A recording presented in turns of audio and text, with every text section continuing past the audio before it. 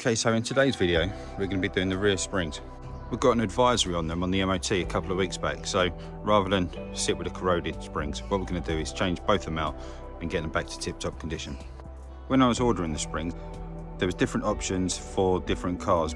The difference between this car with or without sport suspension, and the other one was with or without sunroof. When I spoke to my local supplier, what he said was, it's actually the difference between whether or not you've got the glass panoramic roof. If you've not got it, you don't need the springs that have got the uprated rating, shall we say. If you've got just a normal Giulietta, this one is a Veloce, then you don't need them. So what we'll be doing when we swap them out is obviously comparing the old and the new side by side. I'm suspicious that they may have shrunk slightly, the existing springs, but I have heard some people say that the Veloce is actually 20mm lower than the standard Giulietta. I'm not sure about that, but hopefully at the end of today we'll find out. What I've done is actually taken a measurement already from the floor to just the lip of the wheel arch on both sides. I've written them down, I've made a note just in my book there, so we've got that to compare when we come back to it. Hopefully by the end of the day we'll be able to give you some positive feedback as to whether or not there is any real difference between those springs. So we're going to look at two different ways of doing this today. We're going to look at doing one spring at a time, where we lift up one side of the car, complete that side, and then move on to the other side of the car. But we're also going to look at, is there any benefit in doing them both at the same time? So we lift up the entire back of the car, let everything drop down together, and then do it all at once. What I will add is, I first looked at this about a week ago when I got the springs, and I tried to kind of just check everything was all good. And what I found at that point in time was that by lowering or lifting this side on its own and compressing the springs, because of the anti-roll bar, it actually prevented the wheel coming down too far, and it was a bit difficult to get the spring out. So at that point in time, what I did was try to disconnect the anti-roll bar, which is why it looks a bit cleaner there, and actually ended up rounding off the Allen key in kind of the end of the fix in there. So we'll look at that in a bit more detail in a minute, but just that's what I'm going to say. I've actually taken this off once already about a week ago, which is why it looks possibly a bit cleaner, and it might be a little bit easier to do it today. When you come to do it, if your car's 10 years old, the same as mine, you might suffer with a bit of corrosion, and you might find that you end up cursing a little bit, shall we say. But let's stop talking and get on and do some stuff. So the first thing I've done is just taken some pictures just to make sure that when we put it back together, we can get all the rubber mounts back in exactly the same location, facing exactly the same way, do it exactly the same as the factory spec. So one of the other things that I'm going to try and do as well once I've got this off is just try and give this a bit of a clean up. So I know at Razvan Dobrescu, you kindly noted about the state of the underside of my car, and absolutely I fully agree with you, it is a mess, and as is the outside, but there's going to be another video coming soon hopefully. But yeah, I'm going to be making sure that I clean all the wheel arches. We're going to be trying to refurb it and clean it, everything right up so it's nice and sparkly and clean. So the first thing I'm going to do is just disconnect this drop link again. Like I said, I did it earlier in the week, but I'm just going to disconnect this now. What that'll do is isolate this wheel from the other wheel. So when we jack this side of the car up, this wheel will obviously be able to come all the way down without the anti-roll bar trying to keep it up. Because when you put your spring compressors on here, basically all the pressure goes onto the roll bar and it keeps the wheel up. So you've got minimum height or minimum clearance, should we say, to then actually remove the spring. What I did in the week when I disconnected it was got my spanner on here and then got my 5mm Allen key in here to hold it still. But what I then found was, because of the corrosion that was on it, when I first started undoing this, even though I'd got my wire brush on it and cleaned it up and got WD-40 on there to hopefully let it soak in, when I first started moving it, the Allen key ended up actually rounding the inside, and I thought, have I got the wrong size key?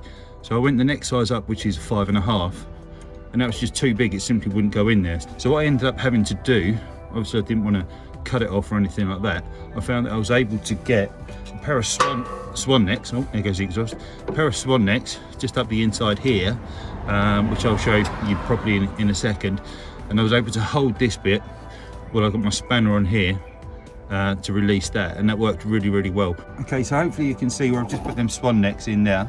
I've obviously got kind of the bottom facing out, so hopefully you know when you're using swan necks, there's a right way round to use them and a wrong way. You want obviously the rotation to come towards the bottom, otherwise what you're working on can just pull out.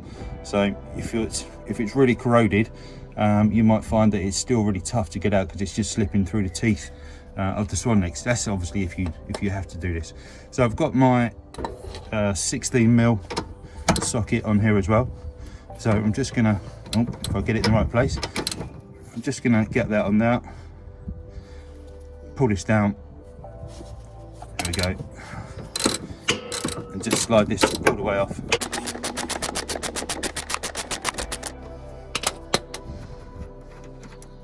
Okay, so there we go, we just got that captive washer on that nut there, so that's now off. Okay, we can see there's a little bit of pressure on the roll bar there, just where the height difference is from one side of the car to the other, so we just bear that in mind.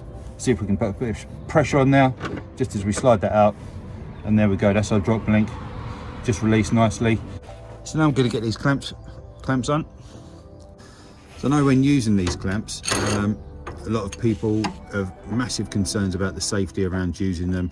You know, there's a lot of loaded tension in the springs once they're compressed, so obviously I'm going to be careful. The compressors that I've got the safety pins on, so the spring shouldn't be able to come loose. That just kind of clicks in. It's got the bearing in there, it just kind of pops in and makes sure that it stays in position. So I'm much happier with these ones than other ones that I've used before, where they just kind of clamp over, but have got the potential to slip sideways and maybe come off. So these ones with the safety pins on, I'm much happier using these. So when you're putting these on, you want to try and get as many coils as possible, so that you can compress as quickly as possible as well. So what I'm going to try and do is just extend it all the way up and try and get, like I say, as many coils as I can, while trying to keep this kind of relatively straight, not at an angle to the spring, but hopefully as straight as possible. So I'm going to get these on. I know that I'm not going to be able to get them directly opposite because of some of the components that are on there, but I'm going to get them as opposite as possible, as in kind of facing one another, so that there's more chance of them compressing the spring nice and squarely, as opposed to all on one side and the spring having a chance to kind of pop out like that. Right, okay, so I've got both of those clamps on. What was good to note was in the bottom of these ones, I've actually got a 1/2-inch socket drive so that I can tighten them up using a socket as well as a spanner if I want to. I was going to put them both so they're at the bottom, but what I found was this kind of bit of the bar, when it was on this end, it actually come up, and obviously we've got brake pipes just up here, and it was starting to foul them. So I've turned it around, so we've got this shorter end up here, so this end tails down here, so it's kind of an opposing end, should we say, or opposite ways, one's up, one's down, but yeah, they're on there relatively tight for the time being. I don't need to do them any tight, because now what we're going to do is jack up the car, lift up the car, and what we should find is that obviously keeps it compressed to this point, as though it's got the weight of the car still on it, and then we should be able to remove it. Okay, so we've just got the jack in the same position as the one that I showed you in there. Where do I lift the car up from? We've got the chocks in behind the front wheels, so the car can't roll this way. I'm going to put the camera down here so that we can watch and see exactly what happens to the spring while I lift the car up, and hopefully what we should see is it just stays there nice and soundly as it comes up, and kind of moves away, breaks away here and up here, so that we can then just pull the spring away.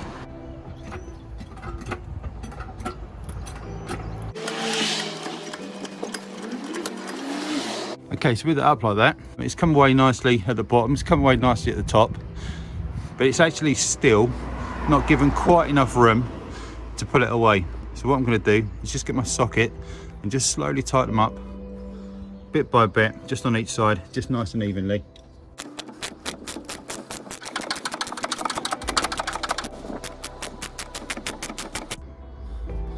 Okay, so the top's now a lot clearer, so giving it a good pull. Okay, that's now come free mostly. Just watching obviously this, I'm not sure that you can see, just watching this point up here, just making sure that we're not fouling this point as well, just as we pull it forward. Comes away, and there we go, one spring out. So with it out, obviously we can see our top rubber mount rather, just on there, so that needs to come off. We've got, as we can see, I think this should be the stop. If you turn it over, where the spring comes round to, yeah, so you can see kind of the end of the spring comes in and stops at that point, which is the same on the bottom one as well, just that we can see there. So we'll take that one off and have a look at that again in a second as well. So what I'm going to do is just now slowly release the pressure on here, just get my socket on there, slowly release it, unwind it, and then what we can do is just offer this spring up to the new spring, and we'll check them side by side and have a look. With the clamps off, we've now got the old spring and the new spring side by side. It's pretty clear to see which is which. And in terms of height difference, they look identical. There may be, I don't know, maybe a couple of millimeters in it. I'm guessing that's just maybe from the age. It may just be the way that I've got them sitting on the cardboard, but they look pretty good to me. Obviously we can see now which is the top and which is the bottom. The coils are slightly different. The bottom end is more compact than the top end, so it's important to make sure that you understand, or you note, should we say, which is the bottom and which is the top. So the top, obviously we left that rubber mount on so that we could identify that. So I'm just going to remove this. We'll get the rubber mount off, the bit on the car as well, off the hub. We'll clean them up, give them a good clean, and yeah, put them back on here, get the clamps back on, and then get this one back on the car. Okay, so we've given them a good clean up, just with some water and a bristly brush and a sponge, just to give them a nice clean over, make sure they're nice and fresh. And then underneath the car as well, I've taken the wheel off, not for any reason, just to get a bit more light, and hopefully so you can see a bit more. We've cleaned this up as much as it doesn't look terribly clean. The amount of dirt that was on it was quite surprising. It's now all on the floor, so I don't need to clean that up later. And then obviously up the top there, giving that a clean up as well. At some stage, like we said on the MOT advisories, we'll try and get some sealant on some of those more critical points. So now we're nice and clean and tidy. We'll get those rubbers back on to the springs, and then get the compressors onto them, get the springs squashed down, compressed down, and then try and get this one back in. So I'm just starting to put these compressors on. What I've done is just looked back at the reference photos I took, just so I could see exactly where kind of the top point, or rather the top point was when I put them on, just so that I can make sure that I get the compressors in the same spot. It's not going to be perfect. I'm sure it'll be, you know, slightly off this way or that way a little bit, but hopefully it'll be enough that when we offer them in, that they'll just slide straight in. Okay, so we've got the clamps on, nicely compressed at the moment. I'm just going to offer it up because I don't want to over tighten them unnecessarily. I don't want to go too far with it. Like I say, you know, when you're trying to get enough coils on, sometimes that leaves these ones and these ones a bit uncompressed, should we say. There's nothing you can do about it. Obviously you need the clearance when it comes to removing them off of the car. You need to obviously be able to get your spanner or your ratchet in there to release them. So again, looking back at the reference videos, like I say, I think I've got them pretty much in alignment to where they were, taking kind of this point as the example. So I'm just going to offer this into the car, see if it will go on. Okay, just offering it in with the wheel removed, the shocks just allowed that to come back up a little bit. So I'm just going to make sure that I'm pushing that down as far as I can.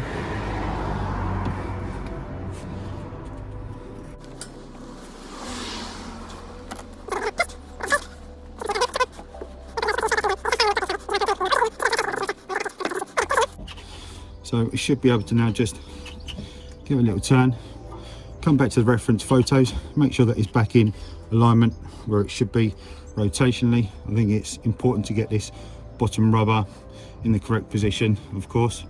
So yeah, pretty happy with that. So I've had to take it off again. Once it was in there, I couldn't twist it around to get the rubbers in the right place. And obviously what I found is that just kind of the bit that I can't see from where I am because of the height of this bit here that goes up the middle, is where you've got this kind of seat that comes around this channel. There's kind of a bump stop at the back there, and that's where the rubber obviously comes around here. When you look at the spring where it comes around for the bottom bit, this end here, if I can get it properly in shot, this end here is the bit that should hit against that bump. So obviously the spring can't rotate out or anything like that. So I've had to, what I found was the compressors weren't in alignment, so they weren't quite where I was hoping that they would be. So I've taken them off again, moved them around, and hopefully now they're a bit better positioned. We can see, like I was saying about that bow in the spring, so it's not ideal, but given kind of the working space that you've got in the front of the car here or the back of the car here to actually get the compressors so it drops down here so you can access it with your either your spanner or your socket or whatever, but then also where it comes round to your drop link, you've only got a real limited amount of space to actually do anything. So it's just a case of what I found. I'm tightening these up, and obviously, as you probably see on all the other tutorials as well, it's just doing them slowly, kind of even turns. So if I'm do 10 turns on this one, once I've done that, I'll then go to the other one, do 10 turns on that one. So now it's compressed. I'm just going to see if I can offer it in, make sure that the bump stops, hit into this channel where it needs to, and then we should be able to yeah, start loosening it off again.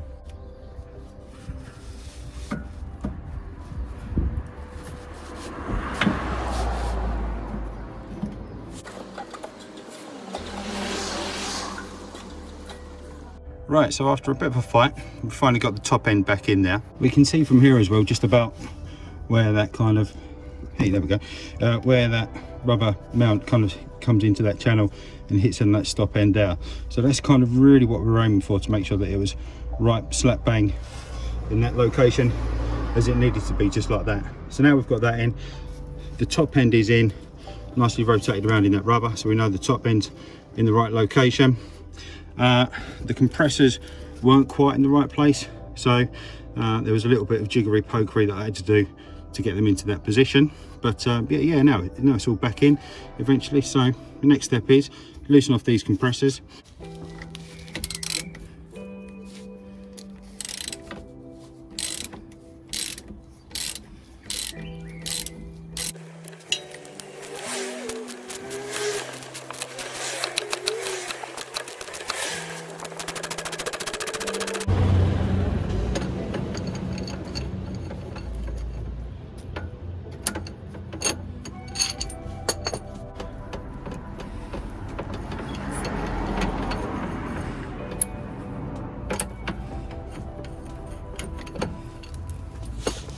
So there we go.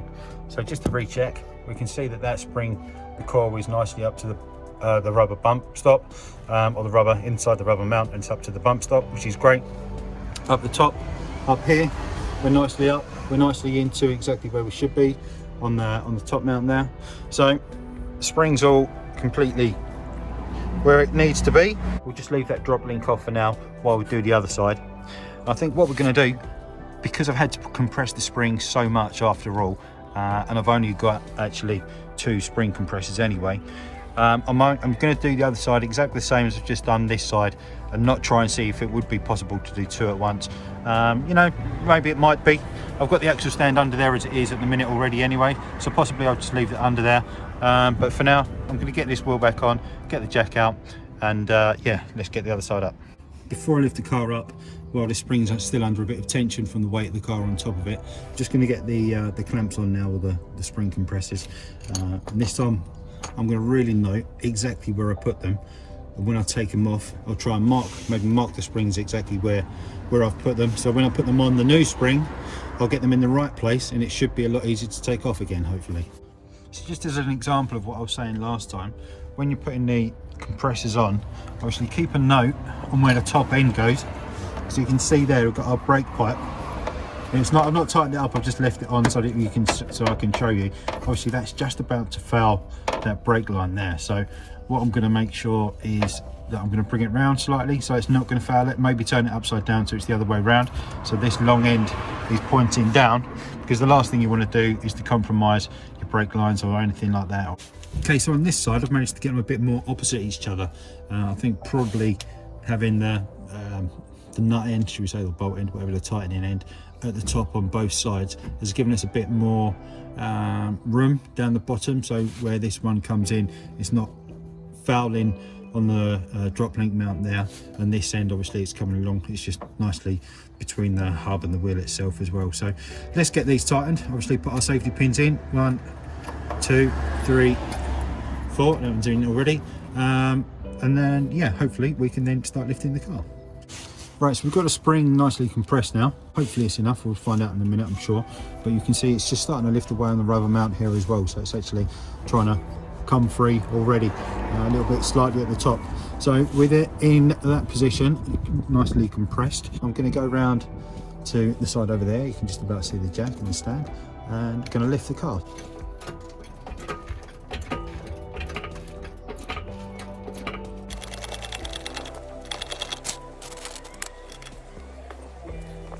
Okay, so we can see it's lifted away slightly at the top and a bit at the bottom as well.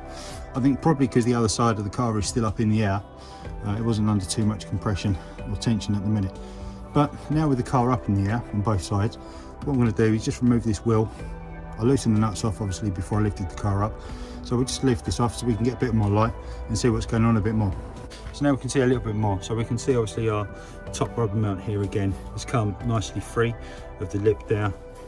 And then down the bottom obviously we saw that it's just starting to lift off there as well. So I don't think we're going to get any more flex. I think the shock is as extended as it's going to be. So what we'll do is just tighten these up a little bit more. Probably got a bit more access now, to be fair, to tighten these up, because that was one of the worst things, trying to get them in, get the socket in there, which wouldn't really fit. But now with the wheel off, we should be able to do that a bit easier. We'll just get this tensioned up a little bit more compressed, and then we should be able to take this one off as well.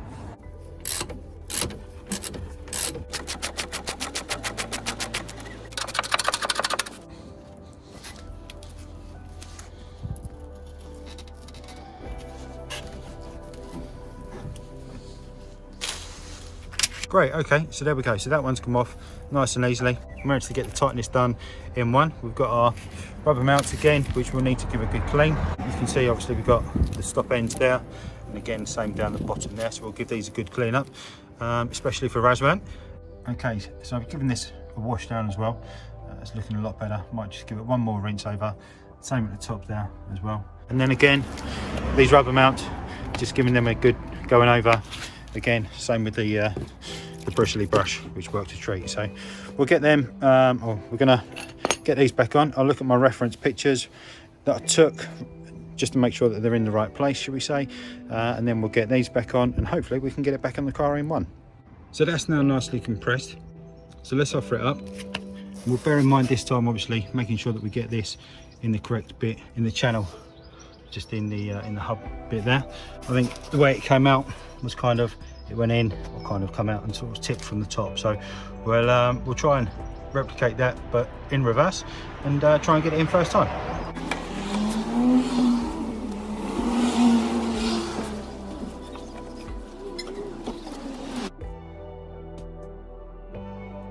Okay, so it's gone in nicely. I think if anything, we just maybe slightly out of alignment just in this channel here, and maybe just a slightly little bit too far around this way. So hopefully we should be able to rectify that as we're starting to loosen these off. You can see it's just slightly foul in the hub there. So if I try and spin it around, it's probably not likely to allow me to go any further. So hopefully when we loosen it off, we might be able to manipulate it and just get it to come back into that point nicely. Right, so I think I finally got it lined up just here. So now when I loosen it off, it's going to fall into that channel nicely. The top end is in the bump stop there as well. You can just about see it on the camera now if I come up a little bit. This bit here, it's been a real pain, to be fair, same as it was over on the other side, to get these in the right position so that when you're loosening them off, you've got enough flex on it, and trying to make sure that you've got them as opposite as possible, so that you're not compromising the spring and having it kind of push out. So the one thing that I'd say kind of to get to this point is just be prepared to spend some time loosening them off, tightening them up, twisting it round, and kind of going around again a little bit here, a little bit there, because it's time consuming. I'm gonna, now I've got it back into alignment, start loosening it off. Hopefully that should let that drop into the channel, like I say. This should come up nicely, and then that should just be ready for the next step. Okay, so they're mostly loosened off now. There we go, we can just about see that that one's come free. A few last turns on this last one. Let's take this one out of the way. Safety pins off. A few turns and that one's out. There we go, and same for this one. A few last turns.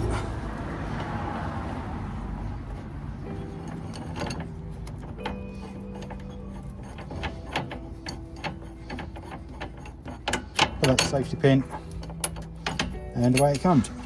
It's not going anywhere, I'm very sure of that. So now we're going to get the drop link, I think, over on the other side.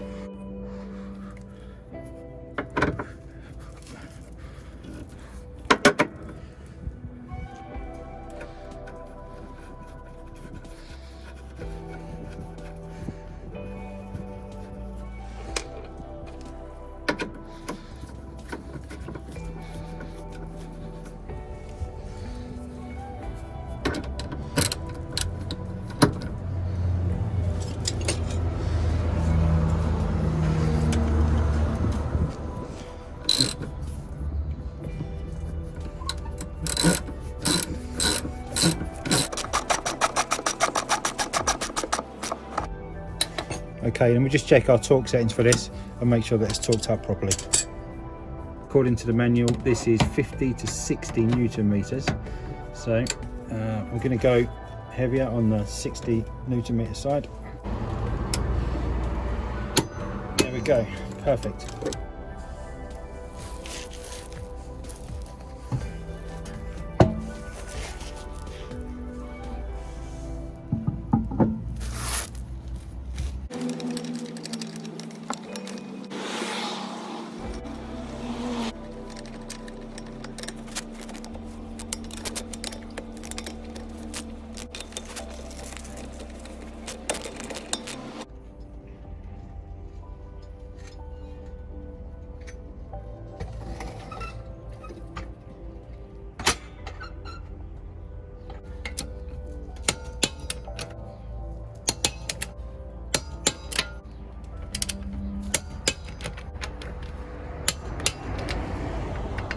Okay, great, so the car's now fully on the floor. So we just have a quick check, quick inspection. Everything looks good here. It's all nicely seated in. Again at the top, all looks good. Again, looking good there. It's all seated in well. And up the top is nicely compressed. So let's go for a quick test drive and then we'll come back and check the dimensions. Okay, so we've been for a test drive. The car feels great, really good. No squeaks or bumps or creaks or anything like that coming from anywhere. So I'm really pleased with that. Feels like it's just a bit fresher, to be fair. Again, it feels a bit newer. I've taken the measurement, like I say, like I did last time, from here down to the floor, and the same on the other side. We've got a difference of, I think it's 2 millimeters this side and 3 millimeters on that side, slightly higher. So no real concerns around that. I'm guessing it's just the newer springs. Obviously they've got a bit more spring in them, so it's lifting up a slightly higher, 2 or 3 mil. I'm sure it's probably going to drop. It might just be where it's going to take a few miles to sit in, but no issues with that. Really pleased with that, so really happy. If I were to add anything more, it's whether or not I'd think about not bothering to remove the drop link next time. If I did it again, hopefully I won't need to do it again for a good few years. But it was easier probably with both sides up, both sides of the car up in the air at the same time. Obviously the anti-roll bar isn't keeping that torsion on the hub, keeping it up, shall we say, without the spring pushing it down. So perhaps next time, yeah, it might be easier, if you can't remove your drop link, to just lift both sides of the car at the same time so that there's no torsion, no pressure on it, and that might make it a little bit easier than needing to waste time to do that. But if you're going to do one side and then the other side, then I would recommend that you're probably going to need to remove that.